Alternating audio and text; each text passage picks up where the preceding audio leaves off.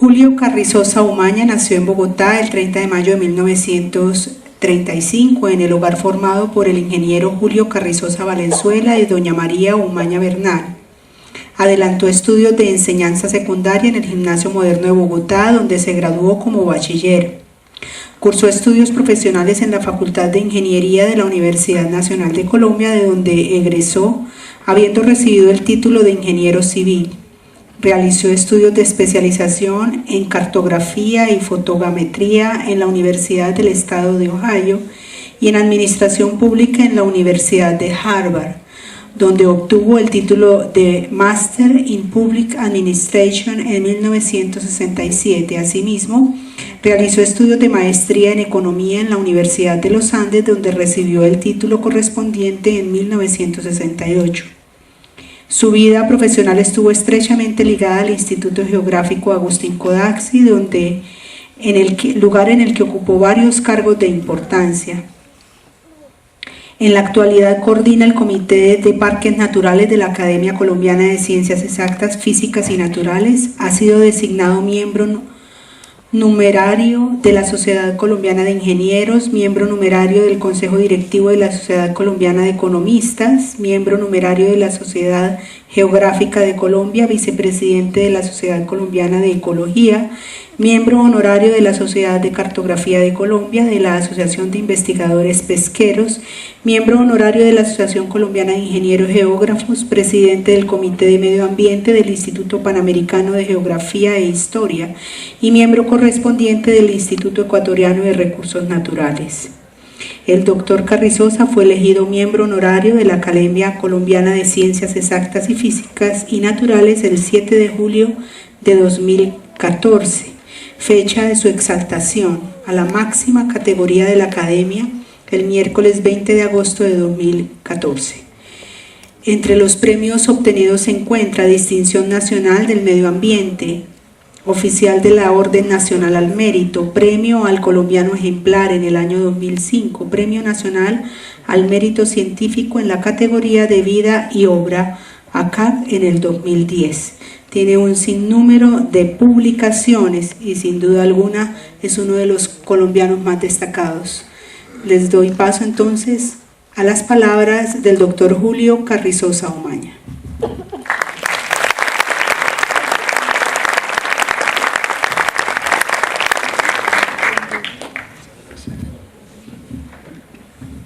Bueno, muchas gracias por la presentación. Es un poco exagerada.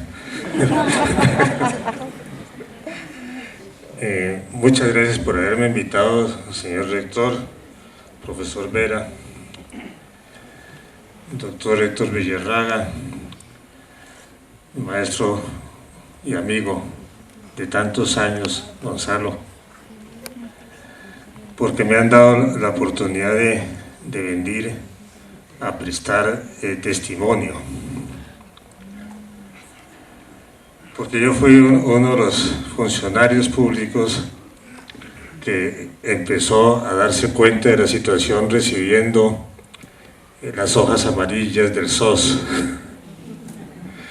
que venían desde la Universidad del Tolima, que le hacían a uno más consciente de la tragedia que estaba iniciándose en el país. Eso era a principios de la década de 1970. Y en realidad cuando a algún profesor se le ocurre escribir la historia de estos años terribles, va a haber algo bueno si la escribe correctamente. Y parte de eso bueno es la historia del movimiento ambiental en Colombia. La historia que concluye en actos como este, en donde se reúnen más de 200 estudiantes, profesores, personas interesadas que comprenden la situación del país y que han dedicado gran parte de su vida a mejorarla. Y entre esta historia que se escribirá con seguridad algún día, espero que haya un papel importante para Gonzalo si el historiador es bueno. Porque Gonzalo, no solamente en Colombia, sino en América Latina, ha sido un precursor. Ha sido un precursor de interés, de comprensión, de persistencia, de severidad. Ha sido la persona que por tantos años, más de 50, Gonzalo creo, más de 50, ha persistido, ha denunciado claramente, ha sido exacto, se ha enfrentado con cuestiones que parece que no se podía nadie enfrentarse. Cuestiones como la Revolución Verde encontró en Gonzalo un crítico oportuno, y en una región en donde la ha sufrido. Pienso que entonces hay cosas buenas que han sucedido a pesar de todo lo que nos ha pasado, y que debemos hacer claro que existen esas cosas y que existen esas personas, que no todo ha sido malo en el país, que hay personas que han persistido en mejorar el país a pesar de la guerra, del narcotráfico, de la corrupción, y que esas personas merecen honor, merecen ser mencionados.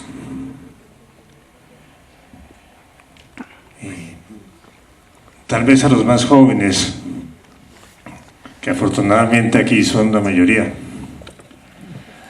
no les es claro cómo era de difícil hacer eso, hacer esas denuncias en materia ambiental en la década de 1970,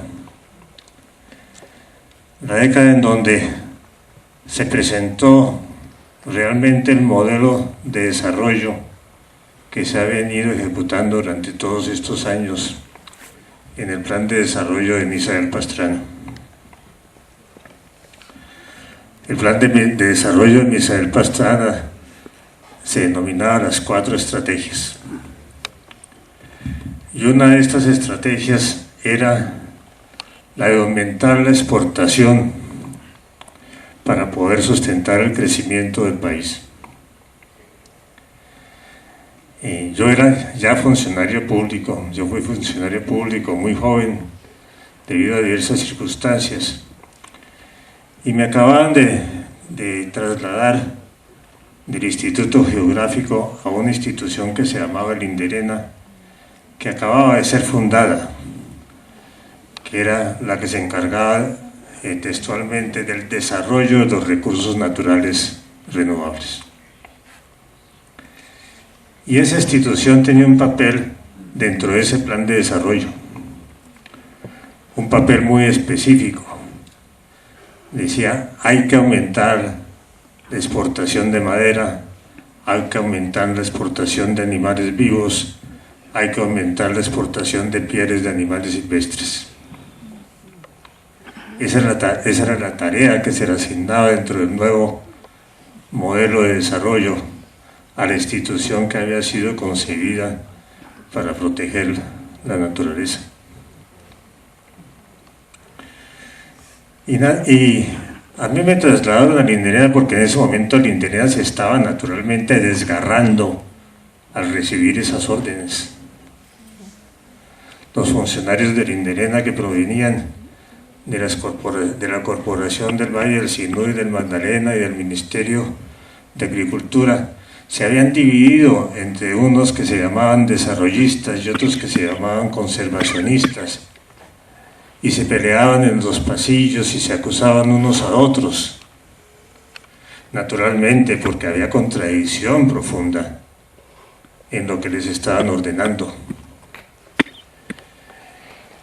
Y fue en ese momento, en el momento en que yo tenía que tratar de conciliar, tratar de decidir quién tenía la razón, cuando empecé a recibir los SOS de Gonzalo Palomino. Y Gonzalo fue a visitarme. Y en la charla con Gonzalo me ayudó profundamente a saber quién tenía la razón. Por eso hoy, 50 años después, le agradezco, Gonzalo. Y yo creo que todos los que tienen algún interés en las cuestiones ambientales deben mantener un agradecimiento continuo a este personaje que entendió lo que estaba sucediendo y que se dio cuenta de lo que debía hacer y lo hizo. Y puso en alto el prestigio del país, no solamente en el país internamente, sino en el resto de América Latina. Naturalmente, Gonzalo no es que estuviera solo y quiero aprovechar la ocasión para recordar algunos nombres, porque fue en ese momento cuando se conformó la primera Sociedad Colombiana de Ecología, en donde estaban personas como Jesús Hidrobo, que insistía en la defensa de los bosques andinos, personas como Aníbal Patiño, a quien se le debe que la laguna de Sonso haya sobrevivido, personas como Gustavo Wilches, que desde su oficio del SENA se dio cuenta que mucho más importante era también promover la protección de la naturaleza en Colombia. Personas como Alegría Fonseca en el Consejo, que empezó a defender los parques nacionales en el Congreso.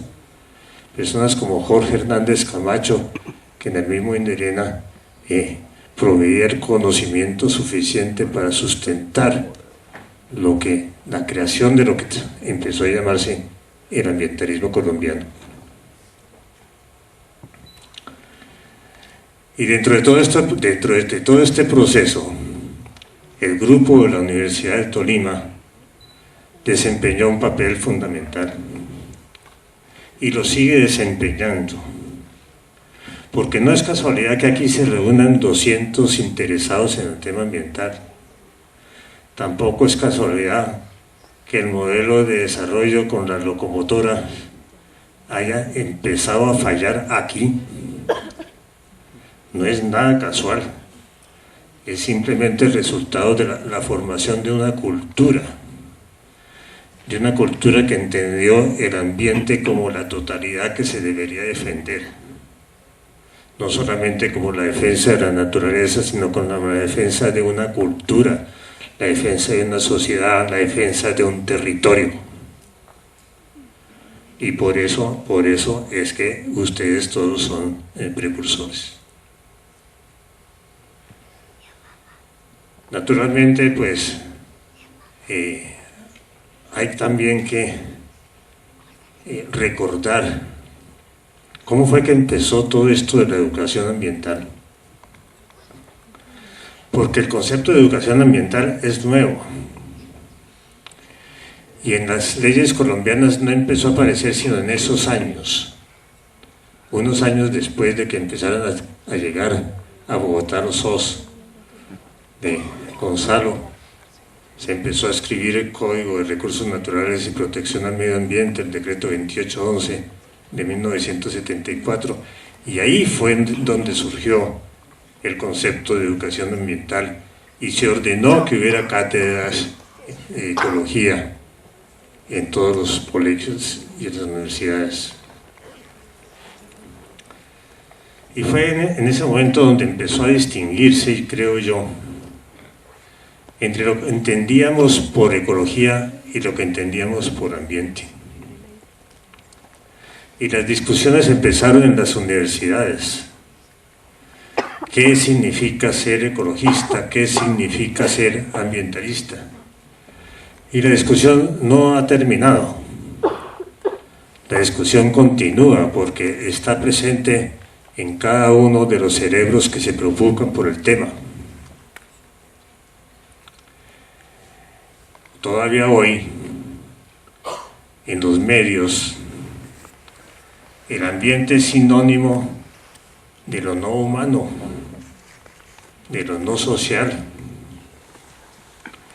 Y a los ambientalistas nos critican porque somos defensores de los pajaritos en medio de la tragedia que está pasando el país y que no tenemos en cuenta las tragedias que está aconteciendo a los humanos. Todavía en los medios no entienden que el ambiente es la totalidad, que el ambiente es tanto lo humano como lo no humano, y que aun cuando parezca imposible entenderlo y manejarlo, eso es posible.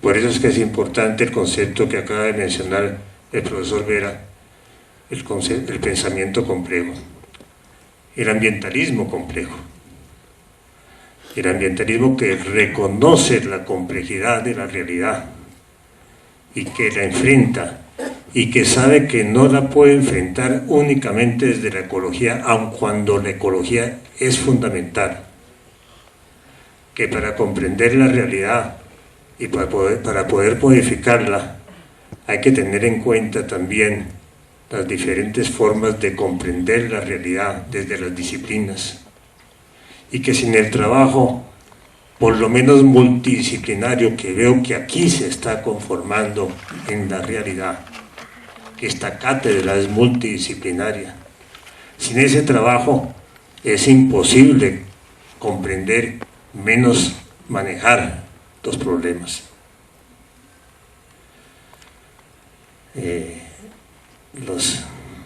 Entre los nombres que se han mencionado, hay uno que quiero recordar principalmente, que es el nombre de Augusto Ángel. Porque Augusto que llegó al ambientalismo desde lo sagrado, desde la compañía de Jesús, Augusto comprendió también que si no se tienen en cuenta las raíces filosóficas del pensamiento ambiental, tampoco se puede actuar. Y que esas raíces filosóficas son indispensables.